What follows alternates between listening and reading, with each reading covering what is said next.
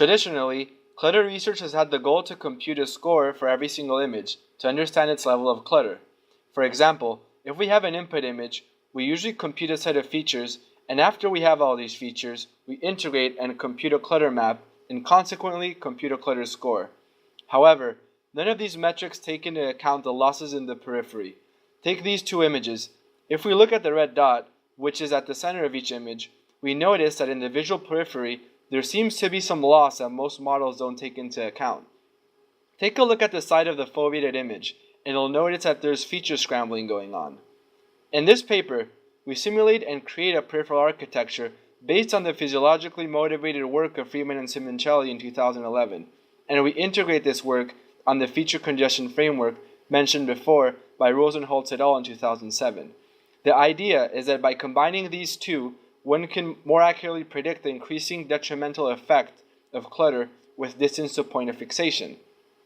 Our objective was to measure the effect of clutter on target detection as a function of eccentricity and assess whether a new clutter metric that takes into account a peripheral architecture could account for experimental results.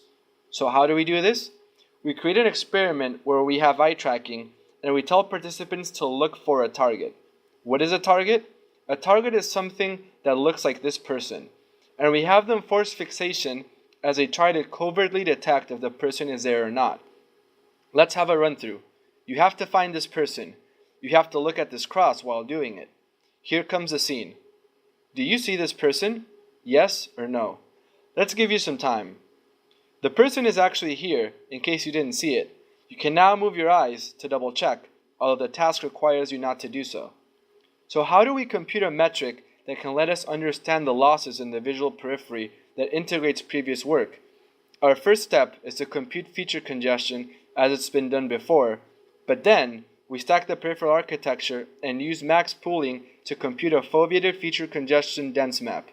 Once we have this, we subtract these maps, we create a difference map, and compute something we call a PIFC coefficient that represents the loss in the periphery when engaging in target search. Finally, we have a foveated feature congestion score. Our innovations in this paper include a difference map, the PIFC coefficient, and the final foveated feature congestion score that we extend to multiple other clutter models. Our results show an increase in absolute correlation between target hit rate and clutter score, and also how the PIFC acts as a nonlinear gain, which models peripheral loss contingent on local levels of clutter around the target. Finally, the applications of our work include visual perception for stochastic modeling and eye tracking understanding, computer vision and machine learning, where we can create lower dimensional foveated feature vector representations, and human-computer interaction for video game analysis. Please stop by our poster for more details and to see a live demo.